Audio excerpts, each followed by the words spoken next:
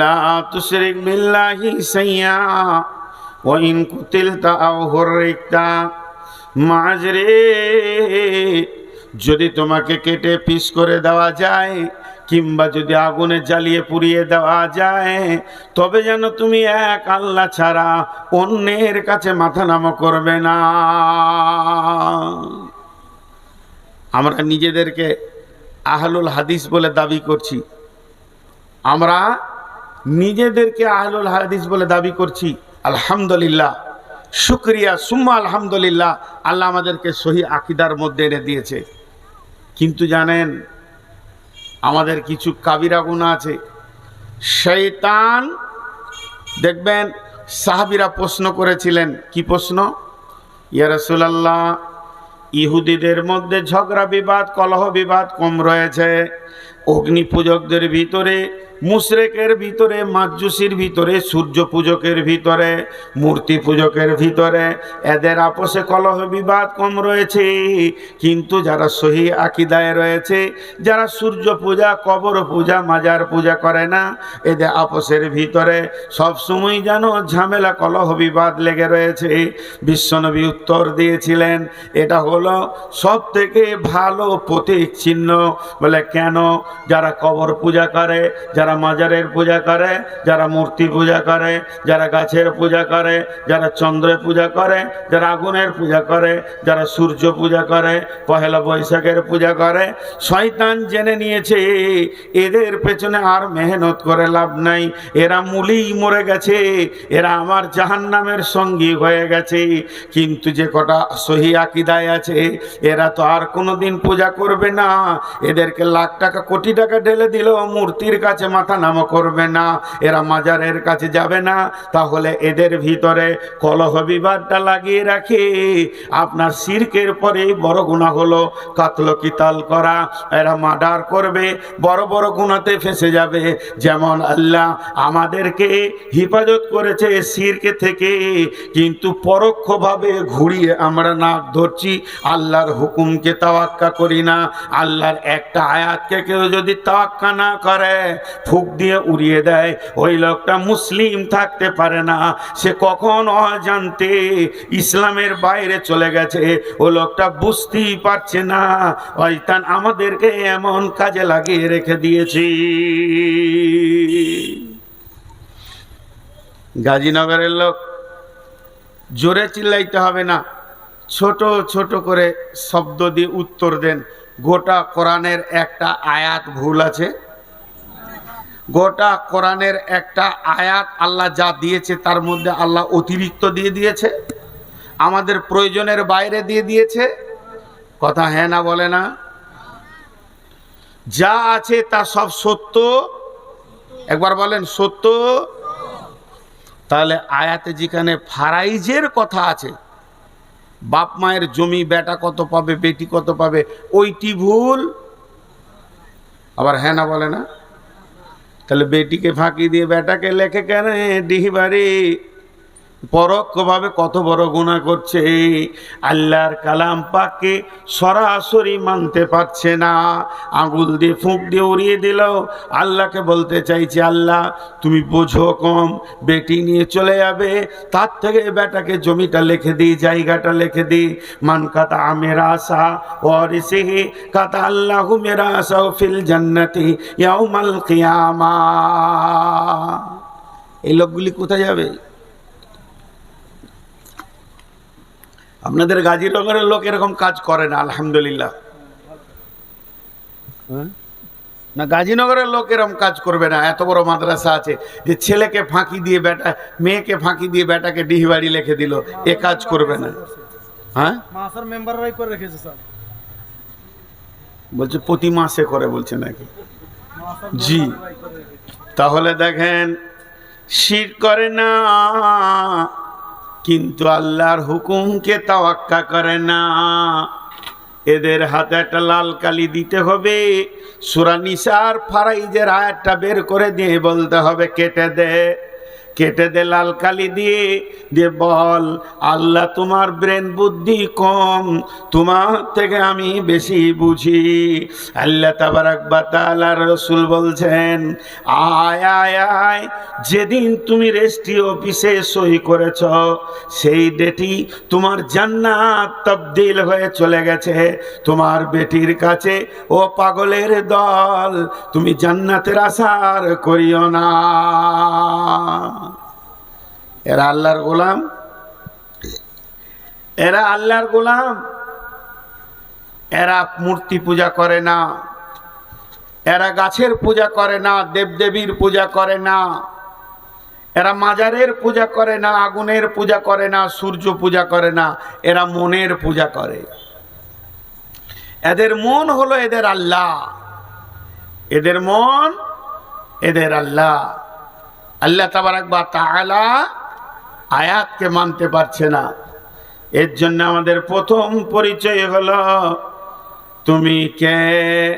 না আমি আল্লাহর গোলাম, আমি গোলামি করব আল্লাহর। আল্লাহর হুকুমের বাইরে পা রাখবো না, আল্লাহর হুকুমের বাইরে পায়ের পদস্খলন আমার ঘটবে না। আমি সম্পূর্ণ আল্লাহর আইনের ওপরে চলব, আল্লাহর আইনের বাইরে আমি যাব না। আমার যতটা সম্পত্তি আছে আমি মরে যাব, আমার মিরাসের মালিক যারা হবে ওয়ারিস, তারা সম্পত্তি বের করে আল্লাহর কালাম পাককে সামনে রেখে নিশ্চয়ই তারা তিলে তিলে ভাগ করে নেবে। কিন্তু যখনই আমি এই কাজটা করে দিয়েছি, হে আমার বন্ধু, আমি আপনাকে জাহান্নামী বলতে পারবো না, আমার বলার ক্ষমতা নাই।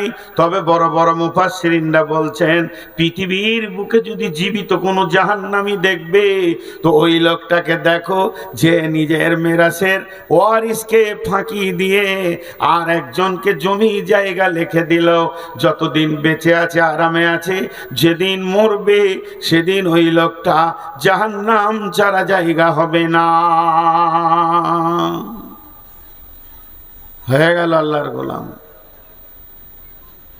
এটা আমাদের ক্লিয়ার নাই, কমপ্লিট নাই। প্রথম পরিচয়টা ভুলে ভরা পরিচয়টা। আল্লাহর গোলাম বলে নিজেকে পরিচয় দিতে পারলাম না। নাম্বার দুই আমি কে? নামি হলাম নবী মুহাম্মদুর রাসূলুল্লাহ সাল্লাল্লাহু আলাইহি ওয়াসাল্লামের উম্মত। আর 3 নম্বর হলো আমি আদম আলাইহিস সালামের সন্তান। তাহলে আমি কার সন্তান? আমি আদমের সন্তান। আমাকে আল্লাহ গরুর দলে লাইনি, আমাকে মহিষের দলে লাইনি, আমাকে ছাগলের সিলসিলাতে নেয়নি, আমাকে কুত্তাতে শুকরে, আমাকে আল্লাহ আদমের সিলসিলাতে পৃথিবীতে নিয়েছে। আমি হলাম আদম সন্তান।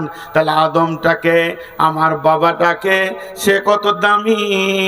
তিনি হলেন সৃষ্টির সেরা। এমনকি ফেরেশতাদের থেকেও মূল্য হলো আদমের। যে গরু, ছাগল, ভেড়া, জিন, যে পৃথিবীতে যত মাখলুকাত আছে সমস্ত মাখলুকাতের ওপরে 1 নম্বর হলো আদম সন্তান। এর উপরে কোনো মাখলুক নাই, এর উপরে কোনো দামি কেউ নাই। তাহলে আমি এই পৃথিবীর বুকে সব থেকে দামি মখলুকের সন্তান। একটা উদাহরণ দিব। এটা গাজীনগর, এখানে 20টা ফ্যামিলি বাস করে। 20-50টা ফ্যামিলি এখানে বাস করে গাজীনগরে। তার মধ্যে একটা ফ্যামিলি আছে, গোটা ফ্যামিলিটা শিক্ষিত। তাদের যে দাদু, সে হচ্ছে বড় শাইখুল হাদিস। দাদুর 5টা বেটা, বাচ্চা ছাড়া সবগুলোই শাইখুল হাদিস। তাদের ছেলেরা 20-25টা যায় আছে, সব আলিম। ফ্যামিলিটাকে এলাকার লোক বলে মৌলভী ফ্যামিলি। তার মানে তারা ভালো ফ্যামিলির মানুষ। ওই ফ্যামিলির একটা ছেলে ক্লাস 6-7 পড়ছে, হয়তোবা মাধ্যমিক পাস করে সেও মাদ্রাসা যাবে চিন্তা করেছে। তো ও যখন গায়ে ঘুরবে ওর চালচলন আলাদা হবে। অন্য ফ্যামিলি, ডাকাত ফ্যামিলি, লুচ্চা ফ্যামিলি, জুয়ারি ফ্যামিলি, মাতাল ফ্যামিলি ছেলেদের মতো ওর হবে না। ওর পেছন দিকে একটা টান থাকবে, কি আমি হলাম আলেম ফ্যামিলির ছেলে, ও ওইখানে তাস চলছে যাব না, ওইখানে জুয়া চলছে যাব না, ওইখানে লুডু চলছে যাব না, চায়ের দোকানে বসবো না, এক কাপ চা খাবো চলে যাব, তার চাল চলন আলাদা হবে। তো এই পৃথিবীটাকে আল্লাহ সাজিয়েছেন গরু, ছাগল, হাঁস, মুরগি, কুত্তা, শিয়াল, বাঁদর, বাঘ, ভালুক, ঘোড়া, মহিষ দিয়ে। তার ভিতরে একটা দল আছে মানুষ। যদি কেউ নিজের পরিচয় নিজে জানে, তখন সে নিজেকে মনে মনে বলবে, কুত্তা মরার কাছে থাকবে আমি যাব না, শুকর ড্রেনে থাকবে আমি ওখানে থাকবো না, কারণ আমি আদম সন্তান, সৃষ্টিকুলের সেরা। শুধু তাই নয়, গরু ছাগল যেদিকে যাবে আমি যাব না, আমি তো তাদের মতো প্রাণী পৃথিবীতে নয়, আমাকে উন্নত মানের বানানো হয়েছে। আমি তাসের আড্ডায় যাব না, আমি সুদের কাছে যাব না, আমার বাপ ছিল নবী, আমি আদমের সন্তান মানে নবীর সন্তান, বিদায় আমার চাল চলন নবীর ফ্যামিলির মতো হবে, আমি উঁচু নিচু করতে পারবো না। অর্থাৎ পৃথিবীর যত নোংরা জায়গা আছে, যে নিজের পরিচয়ের বুঝ পেয়ে যাবে, ওই লোকটাকে ওই নোংরা জায়গায় পাওয়া যাবে না, তাসের আড্ডায় পাওয়া যাবে না, জুয়ার আড্ডায় পাওয়া যাবে না, লুচ্চামিতে পাওয়া যাবে না, মেয়েদেরকে বেহায়াতে পাওয়া যাবে না, সুদের আড্ডায় পাওয়া যাবে না। কারণ তার বুঝে এসে গেছে, আমি এমন একটা মানুষের সিলসিলায় পৃথিবীতে এসেছি, আমি আদমের সন্তান, অর্থাৎ আমি নবীর সন্তান, আমার দ্বারা ভুল হতে পারে না। ভুল হবে আদম সন্তানের, কিন্তু আমি নোংরামিতে থাকবো না। তাহলে আমাদের দুটো পরিচয় হয়ে গেল। পরিচয় দুটি কি? একটা পরিচয় আমি আল্লাহর গোলাম, আল্লাহ ছাড়া কারো গোলামি করব না। আর দ্বিতীয় পরিচয়টা কি? আমি হলাম আদমের সন্তান, পৃথিবীতে নোংরা জায়গায় আমাকে পাওয়া যাবে না। নাম্বার 3, কুনতুম খায়রা উম্মাতিন উখরিজাত লিন-নাসি তা'মুরুনা বিল মা'রুফি ওয়া তানহাউনা আনিল মুনকার। আমি হলাম উম্মত, আমি হলাম শ্রেষ্ঠ উম্মত, এমন একজন নবীর আমি উম্মত, যে নবী নবীদের নবী, আমার নবী আপনার নবী, নবীদের নবী, নবীদের ইমাম। তার দাম কত, তার মূল্য কত? একবার যদি আমি ভাবি আমি শেষ নবীর উম্মত, আমার দাম অনেক বেশি। আল্লাহ বলেছেন, কুনতুম খায়রা উম্মাতিন, তোমরাই হলে শ্রেষ্ঠ উম্মত, তোমরা হলে দামি উম্মত, তোমরা হলে মজবুত উম্মত। কুনতুম খায়রা উম্মাতিন উখরিজাত লিন-নাসি, তোমাদেরকে মানুষের জন্য বের করা হয়েছে, তোমরা কেন শ্রেষ্ঠ উম্মত? তা'মুরুনা বিল মা'রুফি ওয়া তানহাউনা আনিল মুনকারি, তুমি সৎ কাজের আদেশ করবে, অসৎ কাজের নিষেধ করবে, এর জন্যই তুমি শ্রেষ্ঠ উম্মত।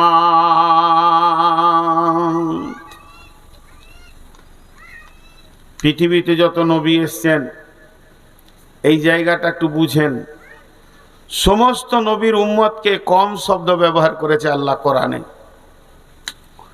কমে লুত, কমে হুদ, কমে সলে, কমে ঈসা, কমে মুসা।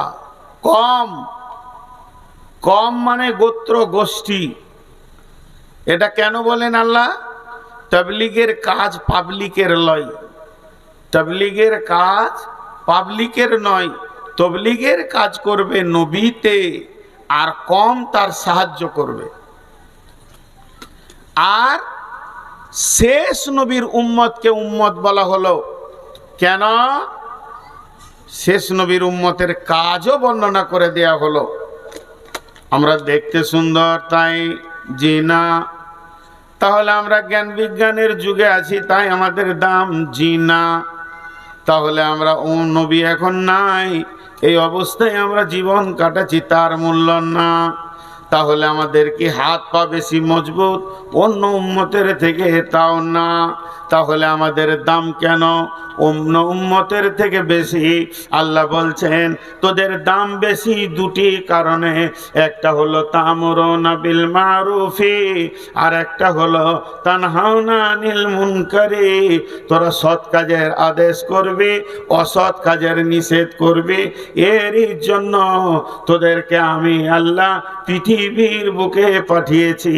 অতএব কুনতুম খায়রা উম্মাতিন উখরিজাত লিন-নাসি, তোরা হলি শ্রেষ্ঠ উম্মত। তোদেরকে আমি বেছে নিয়েছি, তোদেরকে আমি মানুষের ভিতরে পাঠিয়েছি। কেন? তা'মুরুনা বিল মারুফি, তোরা সৎ কাজের আদেশ করবি, ওয়া তানহাউনা আনিল মুনকারি, এবং খারাপ কাজ থেকে তোরা মানুষকে রুখবি। দেখেন কাজ বেরিয়ে এলো আমাদের এতক্ষণে। আমাদের কাজটা এতক্ষণে বেরিয়ে এলো। আমরা শ্রেষ্ঠ উম্মত কেন? না আমরা সৎ কাজের আদেশ করব আর অসৎ কাজের নিষেধ করব, এর জন্য আমরা শ্রেষ্ঠ উম্মত। আল্লাহ কোরআনে বলে দিলেন। তাহলে এই যে প্রথম যে কথাটা আমি বলেছি, কথাটা কি ছিল? প্রথম কথাটা ছিল আমার পরিচয়টা আমি নিজে জানি। লোকের তো দিকে সারা জীবন তাকালাম, নিজের দিকে কতক্ষণ তাকালাম? তাহলে আমার পরিচয়টা আমি এতক্ষণে পেয়ে গেলাম। আমি হলাম আল্লাহর গোলাম, আমি আদমের সন্তান, আর আমি শেষ নবীর উম্মত। শেষ নবীর যে কাজ আমার সে কাজ। আমাদের কাজ অন্যগুলো বুঝে আসে, কিন্তু এটা বুঝে আসে না। আল্লাহ বুঝে আসে না বলে ক্লিয়ার বলে দিলেন, তোরা সৎ কাজের আদেশ করবি, অসৎ কাজের নিষেধ করবি। এই জন্যই তোদেরকে পৃথিবীতে পাঠানো হয়েছে। দেখেন একটা ছোট্ট উদাহরণ দিই, উদাহরণগুলো একটু মন দিয়ে শুনবেন। একটা বাচ্চা ছেলে, 3 বছর 4 বছরের ছেলে, আব্বার সঙ্গে দোকানে যায় বাড়ি আসে, দোকানে যায় বাড়ি আসে, চকলেট খায়, ভাজা খায়, চিপস খায়, বিস্কিট খায়, আব্বার সঙ্গে যায়, কেক খায়, চলে আসে। ছেলেটা আস্তে আস্তে বড় হলো, মাধ্যমিক পাস দিল, দোকানে গিয়ে বসে আছে, পড়াশোনা করছে, একটা কাপড় চোপড় লাগলো, চলে এলো। মাধ্যমিক পাস করে ফেলেছে, 3 মাস বাড়িতে বসে আছে, ছেলে যোগ্য হয়ে গেছে।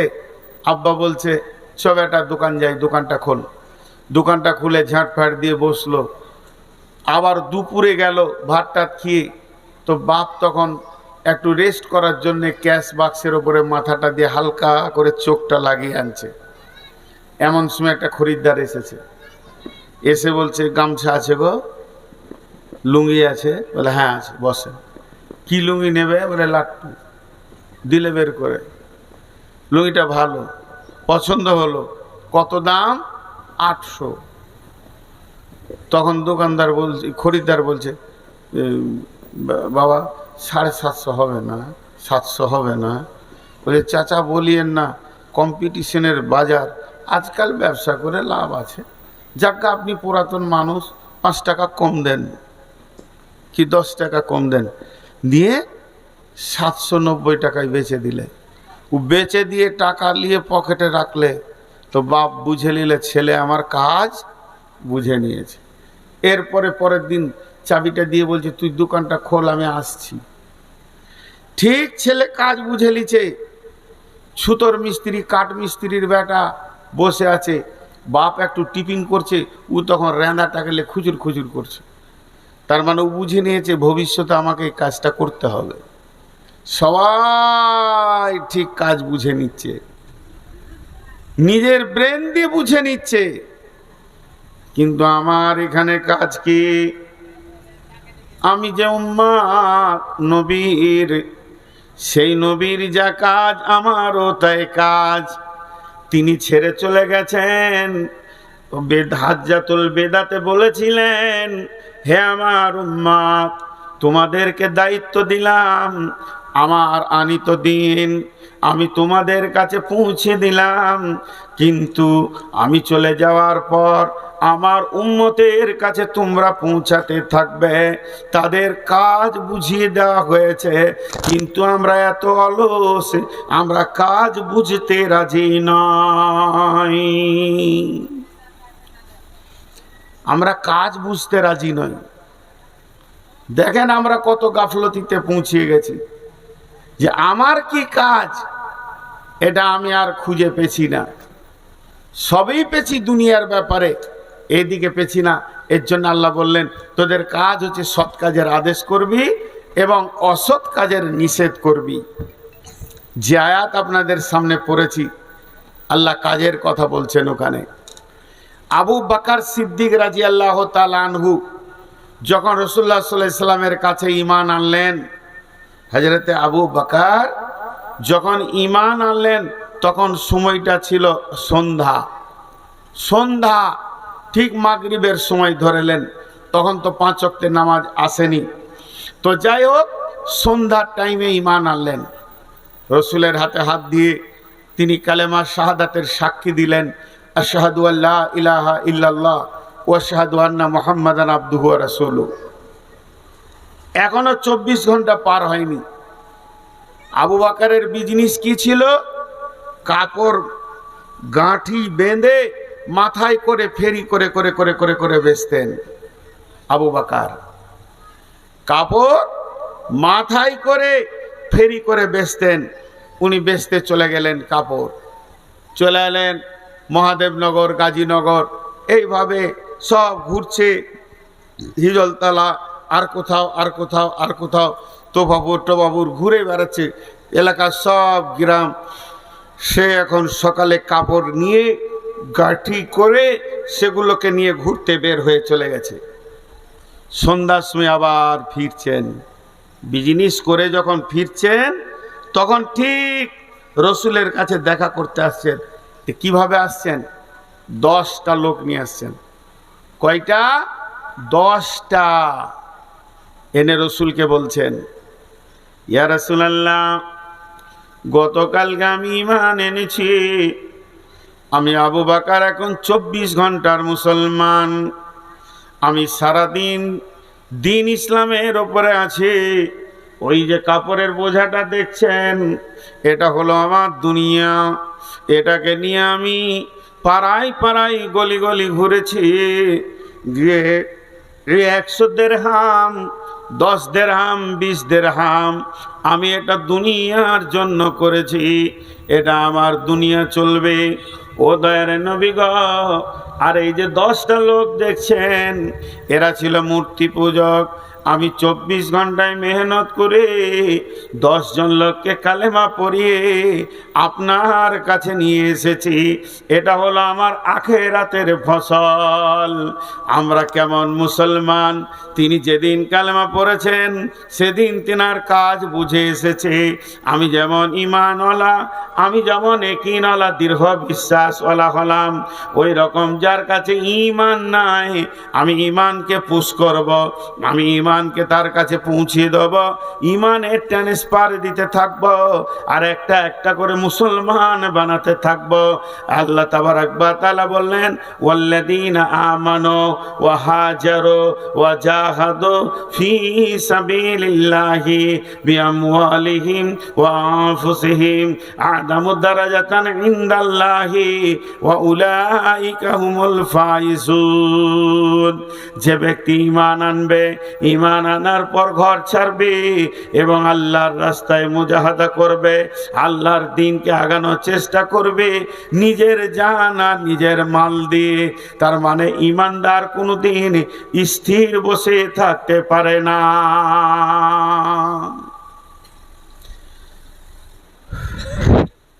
বিয়ে হয়েছে, এই হলো 1 মাস হলো, নতুন নতুন বিয়ে, আনন্দে দিন কাটছে। কাটতে কাটতে 1 বছর হয়ে গেল। 2 জন আছে, ওই রুমটাতে 2 জনই আছে। 1 বছরটা এবার 2 বছর হলো, 2 জনই আছে। 5 বছর হয়ে গেল, 3 নম্বরটা আর আসছে না। 3 নম্বরটা হচ্ছে না মানে বাচ্চা নাই তাদের। যখন 5 বছরটা পার হয়ে যাবে, মেয়েটাও কাঁদবে, ছেলেটাও কাঁদবে, মেয়েটাও কাঁদবে, ছেলেটাও কাঁদবে। কেমন কাঁদবে? মেয়েটা বলবে, হায় আল্লাহ, একটা মেয়েকে মেয়ে হতে গেলে যা দরকার সব আমার মধ্যে আছে। ছেলেটা বলবে, হায় আল্লাহ, একটা ছেলেকে ছেলে হতে গেলে যা দরকার সব আমার কাছে আছে, কিন্তু 5টা বছর কেটে গেল, একটা সন্তান নাই। লোক ওদেরকে কি বলবে? বাঁঝা বাঁঝি, বন্ধা বন্ধে, সন্তান নাই। আর ওরা দুজনও বিছানায় শুয়ে আর শান্তি পাবে না, চোখের পানিতে কাঁদবে, আল্লাহ তুমি কি আমাদেরকে একটা সন্তান দেবে না? তোমার কাছে কি একটা সন্তান পাবো না? দিলের ভিতরটা ছটফট করবে। হাজি ভাই, 5 বছরে যদি এত ছটফিটি লেগে যায়, আমি আজকে কয় বছরের নামাজি, কয় বছরের ইমানদার? 20 বছরের ইমানদার, 40 বছরের ইমানদার। আমি 30 বছর কন্টিনিউ নামাজ পড়ি, আমার মসজিদ কামাই নাই 50 বছর, 60 বছর, 70 বছর, দীর্ঘদিন আমি মসজিদ ঢুকলাম, কিন্তু আমার মেহনতে, আমার পরিশ্রমে একটা বেনামাজি নামাজে ঢুকলো না, একটা বেনামাজি মসজিদ ঢুকলো না, একটা বেঈমান ইমান পেল না। তাহলে 40 বছরের নামাজি হয়ে আমার কি নাম লাভ হলো? তো আল্লাহ তাবারাক ওয়া তাআলা বলছেন, ইমান এমন একটা জিনিস যার ভিতরে ঢুকে যায় তার ভিতরকে উত্তাল করে দেয়। ইমান এত স্পিরিট, সে বলবে বেঈমানকে ধরে নিয়ে আয়, তাকে ইমান পুশ কর এবং মসজিদের ভিতরে তাকে নিয়ে চল। ইমান মানুষকে স্থির থাকতে দিবে না, সে বেচैन হয়ে যাবে। সে বলবে আমি কি করে একজন বেঈমানের কাছে ইমানটা পৌঁছিয়ে দিই। তাই সে মেহনতে নেমে যাবে। আল্লাহ বলছেন সে 5টা কাজ করবে। ওয়াল্লাযীনা আমানু, সে ইমান আনবে। 2 নম্বরে ওয়াহাজারা, আর সে ঘরে শুয়ে থাকতে পারবে না, সে পাগলের মতো ধরে বেড়াবে। ওয়াজাহাদু, এবং জিহাদ করবে, মানে কোশিশ করবে, চেষ্টা করবে। কি চেষ্টা করবে? যে আল্লাহর দ্বীনকে বাঁচানো বাড়ানোর চেষ্টা করবে। ফি সাবিলিল্লাহ, সে আল্লাহর রাস্তায় দৌড়বে। বিআমওয়ালিহিম ওয়া আনফুসিহিম, নিজের জান আর নিজের মালকে নিয়ে আল্লাহর জন্য সে বেরিয়ে যাবে। ইমানদারের 5টা গুণ। 1 নম্বরে ইমান আনবে, 2 নম্বরে ইমান বাড়ানোর মেহনত করবে, 3 নম্বরে সে আল্লাহর রাস্তায় বাড়ি থেকে বের হয়ে মানুষের দরজায় দরজায় ঘুরবে, 4 নম্বরে নিজের জান, আর 5 নম্বরে নিজের মাল। এতগুলো নিয়ে সে আল্লাহর জন্য দিনের মেহনতে নেমে যাবে। আল্লাহ বলছে তাকে আমি লাভও দিব 5টা। 1 নম্বরে আদামু দারাজাতান ইনদাল্লাহি ওয়া উলাইকা হুমুল ফাইজুন, আল্লাহর কাছে তার সম্মান বেড়ে যাবে এবং সব জায়গায় সে সফলতা পেয়ে যাবে। ভাই, সহজ করে বলতে গেলে বলা যায় আগামীতে ভোট আসছে। কোনো ছেলে তৃণমূলের মেহনত করছে, কেউ কংগ্রেসের মেহনত করছে, কেউ সিপিআইএম এর মেহনত করছে, কিন্তু সব ছেলে জোট করে লেগেছে সিপিএমকে জিতাবো, কংগ্রেসকে জিতাবো, কিছু ছেলে আছে তৃণমূলকে জিতাবো। যে পার্টি জিতে যাবে তার কাছে তার সম্মান বেড়ে যাবে। কেন? যে এর মেহনতে আমি পাস করলাম। তো আল্লাহ বলছেন যখন তুমি আমার দ্বীনকে বাঁচানোর জন্যে আমার মসজিদে আমার গোলামকে টেনে নিয়ে এসে ঢোকানোর মেহনত করবে, তখন আমার কাছে তোমার সম্মান বেড়ে যাবে। ওই রকম বাড়বে যেমন এমএলএ এমপির সম্মান বেড়ে গেছে তাদের কাছে, তেমনি আমার কাছে তোমার ঈমান সম্মান বেড়ে যাবে। কেন না তুমি আমার দিনের মেহনত করছো। আর কি হবে? ওয়া উলাইকা হুমুল ফাইজুন, সব জায়গায় তুমি সফলতা পাবে। আজকে আমরা হাই রোডের ধারে বাস করছি, সবুজ সিগন্যাল আছে, লাল সিগন্যাল। যদি সবুজ সিগন্যাল থাকে তো গাড়ি চলবে, লাল সিগন্যাল হলে গাড়ি বন্ধ, যেতে পারবে না। কেন? লাল সিগন্যাল। কিন্তু একটা গাড়ি আছে যে লাল সিগন্যাল মানবে না, বেরিয়ে চলে যাবে, সেই গাড়িটাকে অ্যাম্বুলেন্স বলা হয়। এর জন্য কোনো লাল সিগন্যাল নাই। ঠিক ওই রকম আল্লাহ বলছেন, যারা আমার দিনের মেহনত করবে, লোকের দরজায় দরজায় দিনকে পৌঁছাবে, তার জন্যে কবরে, হাসরে, পুলসেরাতে, মিজানে আর যত জায়গায় কঠিন রয়েছে, কোনো রকম লাল সিগন্যাল থাকবে না। সে সব জায়গায় সফলতা পেয়ে যাবে এবং জান্নাতের দিকে আগাতে থাকবে, সে জান্নাতে চলে যাবে। ইউবাশশিরুহুম রাব্বুহুম, আমার আল্লাহ বলছেন তাদের তরফ থেকে, তাদের রবের তরফ থেকে তাদেরকে সুসংবাদ দাও। তারা আরো কয়টা জিনিস পাবে। ইউবাশশিরুহুম রাব্বুহুম বিরাহমাতিন, তাদের আল্লাহর তরফ থেকে, তাদের রবের তরফ থেকে তাদেরকে সুসংবাদ দাও, তারা আল্লাহর রহমতের আওতাভুক্ত থাকবে, আল্লাহর শান্তির আওতাভুক্ত থাকবে। ওয়ারিজওয়ানেও, এবং তাদের উপরে আল্লাহ সন্তুষ্ট থাকবে। আল্লাহর সন্তুষ্টি কত দাম! আল্লাহ যদি সন্তুষ্ট চিত্তে একবার আপনার আমার দিকে তাকায়, তাহলে বন্ধুরে জাহান্নাম হারাম হয়ে যাবে। সেই রকম আল্লাহ তাদের উপরে সন্তুষ্ট চিত্তে দেখবে। ইউবাশশিরুহুম রাব্বুহুম বিরাহমাতিন মিনহু ওয়া রিজওয়ানিহু, আল্লাহ রাজি থাকবে। ওয়া জান্নাতিল লাহুম ফিহা নাঈমুম মুকিম, এবং তাদের ঠিকানা হবে এমন একটা জান্নাতে, যে জান্নাতটা সব সময় স্থিতিশীল থাকবে, যার ডেট কোনোদিন এক্সপায়ার হবে না। এখানে কি কি বললাম? এখানে বললাম তাদের উপরে তারা প্রথমে সম্মান পেয়ে যাবে আল্লাহর কাছে। যারা এই 5টা কাজ করবে, 1 নম্বরে ঈমান আনবে, 2 নম্বরে ঘর ছাড়বে, 3 নম্বরে মানুষের দরজায় দরজায় ঘুরবে, 4 নম্বরে নিজের মাল, 5 নম্বরে নিজের জান, এইগুলো নিয়ে দিনকে বাঁচানোর চেষ্টা করবে। তা আল্লাহ বলছে তাদের প্রথম নম্বর লাভ হবে, আমার কাছে তার সম্মান বেড়ে যাবে। শুধু সম্মান বাড়বে না, তাদের জন্য সমস্ত জটিল জায়গাগুলো আসান করে দিব, সব জায়গায় সফল কাম দেখবে।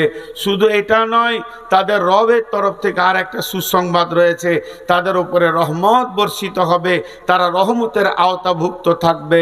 এই পর্যন্ত শেষ নয়, আল্লাহ তাদের উপরে রাজি থাকবেন এবং আমার আল্লাহ তাদেরকে এমন একটা জান্নাত দেবেন, যে জান্নাতটা হচ্ছে স্থিতি জান্নাত।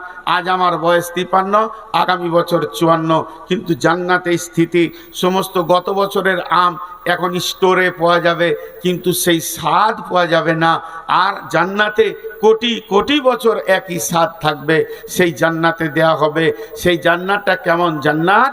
যার তলদেশে রয়েছে নদী প্রবাহমান, পানি বইতে রয়েছে।